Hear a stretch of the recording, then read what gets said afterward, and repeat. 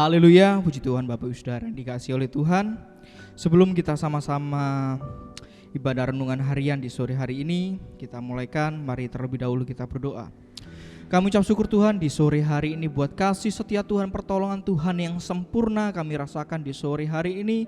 Kami percaya tangan Tuhan yang tidak pernah meninggalkan kami. Kami percaya Allah yang kami sembah di dalam nama Tuhan Yesus, Engkau Allah yang selalu peduli akan kami Tuhan. Terima kasih di sore hari ini kami mau bersama-sama belajar akan kebenaran firman-Mu Tuhan melalui renungan harian yang ada Bapa. Berfirmanlah kepada kami Tuhan, agar kami boleh berharap kepada Engkau Bapa. Kami percaya firman-Mu inilah sumber kekuatan bagi kami, sumber pengharapan bagi kami. Terima kasih Tuhan, kami terima berkat kebenaran firman-Mu ini di dalam nama Tuhan Yesus Kristus. Haleluya, amin. Puji nama Tuhan. Bapak Ibu Saudara yang dikasihi oleh Tuhan, mari sama-sama buka Alkitab kita di dalam Kisah Para Rasul 16 ayatnya yang ke-25 dan 26. Kisah Para Rasul 16 ayat yang ke-25 dan 26. Saya akan bacakan untuk kita semua. Tetapi kira-kira tengah malam, Paulus dan Silas berdoa dan menyanyikan puji-pujian kepada Allah, dan orang-orang hukuman lain mendengarkan mereka. Ayat 26. Akan tetapi terjadilah gempa bumi yang hebat, sehingga sendi-sendi penjara itu goyah, dan seketika itu juga terbukalah semua pintu dan terlepaslah belenggu mereka semua. Puji nama Tuhan. Mungkin kisah ini sudah sering kita dengar. Ini adalah kisah dari Paulus, bagaimana Tuhan utus Paulus. Kalau kita baca dalam Kisah Para Rasul pasal-pasal sebelumnya, pasal 13, di situ ada utusan, yaitu Roh Kudus berbicara kepada Paulus dan Silas, Paulus dan Barnabas pergi melayani. Di sini kisahnya adalah Paulus dan Silas. Mereka ada di Filipi. Sebelum mereka di penjara, mereka itu mengusir roh jahat. Kalau kita baca pasal sebelumnya, mereka tuh mengusir roh jahat. Tetapi roh jahat yang diusir dari seorang ini, orangnya tidak berterima. Jadi ia melaporkan kepada para pembesar-pembesar di kota itu. Akhirnya apa? Mereka, Paulus dan Silas ini didera. Sebelum mereka dimasukkan ke dalam penjara, Paulus dan Silas ini mengalami aniaya. Mereka didera, dianiaya. Setelah itu mereka dimasukkan ke dalam penjara. Tema pada sore hari ini saya beri judul Jangan Salah Melangkah. Jangan salah melangkah. Kenapa? Kalau kita lihat, Paulus dan Silas ini itu rasul yang diutus oleh Yesus. Mereka ini diutus untuk memberitakan Injil kepada bangsa-bangsa, terlebih kepada bangsa non-Yahudi. Kalau kita lihat kisah sebelumnya, kalau Petrus diutus untuk kepada orang-orang Yahudi, tetapi Paulus dan kawan-kawan ini mereka diutus untuk ke bangsa-bangsa non-Yahudi. Mereka pergi dan nanti akan tiba di Roma. Kita lihat perjalanan pelayanan mereka tidak mulus. Padahal Tuhan sendiri yang menyuruh, Roh Kudus sendiri yang berbicara kepada mereka. Engkau pergi kepada bangsa-bangsa untuk memberitakan Injil keselamatan. Kita lihat di kisah ini bagaimana perjalanan mereka. Mereka sesudah memberitakan Injil, lihat, mereka didera. Setelah mereka mengadakan mukjizat, yaitu mengusir roh jahat, akhirnya apa? Mereka malah mengalami aniaya. Kita bisa lihat di pasal sebelumnya ini, di ayat-ayat sebelumnya. Mereka alami aniaya. Tidak cukup dianiaya, akhirnya apa? Mereka masuk dalam penjara. Yang menjadi pertanyaan, apakah Tuhan Yesus Kristus tidak menyertai mereka? Apakah Roh Kudus tidak menyertai mereka? sehingga mereka dimasukkan ke dalam penjara. Seakan-akan pemberitaan Injil itu terganggu, tertunda. Seharusnya mereka lebih berkuasa lagi, lebih bebas lagi untuk memberitakan Injil. Seakan-akan pemberitaan Injil mereka terhambat. Kenapa? Mereka dimasukkan ke dalam penjara. Lihat, ini orang yang mengikut Yesus alami aniaya, didera, dimasukkan ke dalam penjara. Kalau kita lihat di situ, tangan mereka dibelenggu, kaki mereka dibelenggu. Saya beri judul jadi jangan salah melangkah. Tetapi yang perlu kita contoh di sini adalah langkah apa yang mereka ambil ketika mereka dibelenggu, ketika tangan mereka dibelenggu, kaki mereka dibelenggu, mereka dikurung dalam penjara. Seakan-akan mereka tidak bisa keluar. Pemberitaan Injil terganggu, pelayanan mereka terganggu. Lihat langkah mereka. Ini yang perlu kita contoh. Ayat 25 tadi, ini langkah mereka. Tetapi kira-kira tengah malam Paulus dan Silas berdoa dan menyanyikan puji-pujian kepada Allah.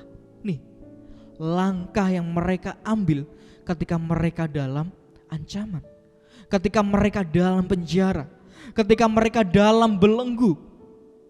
Lihat, mereka berdoa. Ini langkah yang tepat yang mereka ambil. Mereka tidak bersungut-sungut. Kenapa Tuhan terjadi seperti ini? Bukankah aku melayani Engkau? Bukankah aku ingin menyampaikan Injil kepada seluruh dunia agar mereka beroleh keselamatan yang daripada Tuhan? Lihat, mereka tetap bersyukur. Bahkan langkah yang tepat, langkah yang mereka ambil, yaitu mereka berdoa. Tidak cukup dengan berdoa.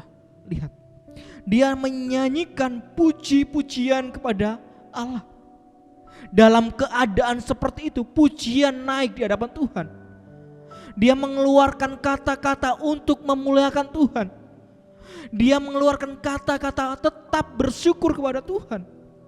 Ini isi pujian-pujian dari mereka. Langkah tepat yang mereka ambil, langkah yang tepat. Mereka bukan bersungut-sungut kepada Allah. Mereka bukan menggerutu dalam hati mereka, kenapa terjadi seperti ini?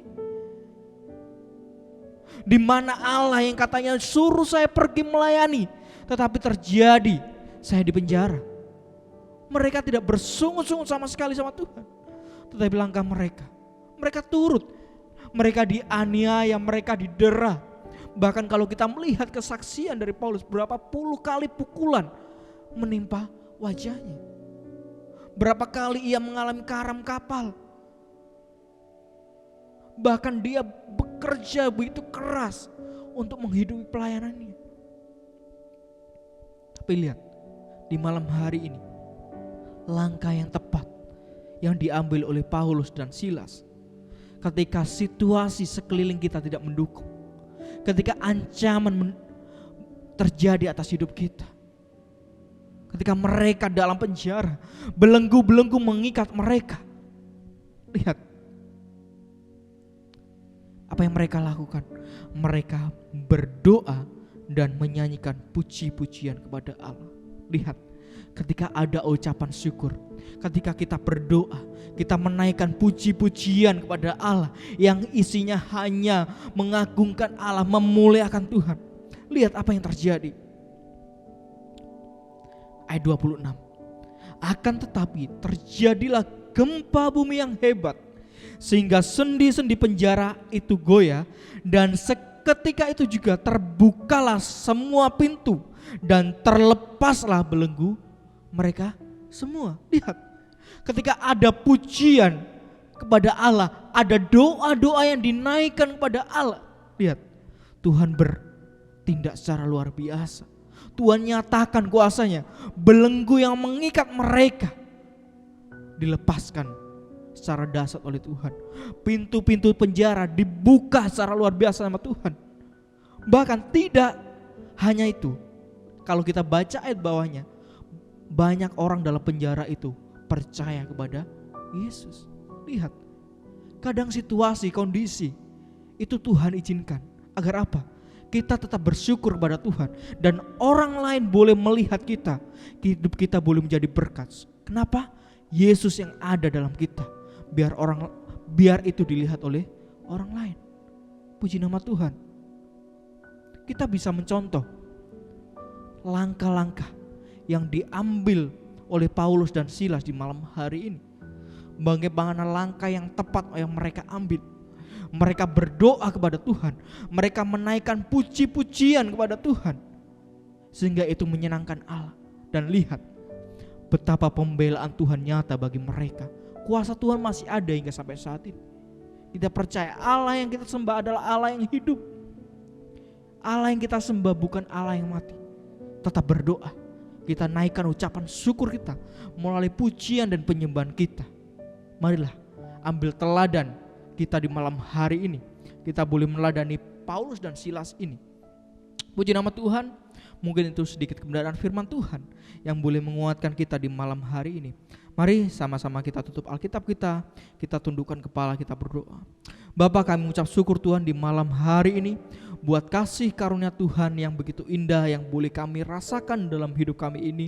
Di malam hari ini kami boleh belajar akan kebenaran firman-Mu melalui Paulus dan Silas, bagaimana mereka meskipun dalam belenggu mereka tetap mengambil langkah yang tepat, yaitu untuk berdoa dan memuji-Mu Tuhan. Mereka menyembah-Mu Tuhan, bahkan tidak ada ucapan sungut-sungut yang keluar dari mulut mereka, tetapi hanya ucapan syukur saja yang boleh keluar. Biarlah hidup kami juga seperti Paulus dan Silas Bapa, ketika belenggu ada dalam mengikat kami Tuhan, tetapi kami tidak mau bersungut-sungut, kami mau tetap berdoa dan memuji-Mu Tuhan. Terima kasih buat semuanya Bapa. Kami berdoa buat bangsa ini, kiranya Tuhan memberkati bangsa ini. Kami percaya pemulihan terjadi atas negara ini Tuhan, atas bangsa ini. Pemerintahan kami serahkan tangan-Mu, biarlah Tuhan yang campur tangan. Kami juga berdoa buat GBD Efrata yang tempat ini, Tuhan yang memberkati, Tuhan yang tolong, bahkan jemaat Tuhan, Tuhan yang memberkati usaha pekerjaan mata pencarian mereka, Tuhan yang tolong, Tuhan yang berkati, bahkan kesehatan, kekuatan boleh menjadi bagian daripada mereka semuanya Bapa. Terima kasih, terpujilah nama-Mu Tuhan. Kami akan akhiri persekutuan kami, doa kami di malam hari ini, renungan kami di malam hari ini di dalam berkat nama Tuhan Yesus Kristus. Haleluya. Amin.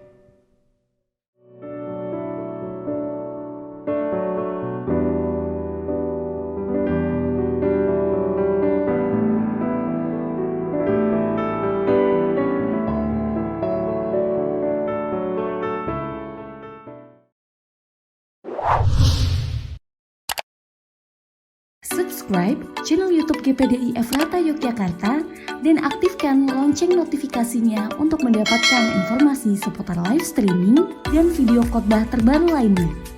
Tombol subscribe berada di kanan atas channel kami dan jangan lupa klik tombol loncengnya. Tuhan Yesus memberkati.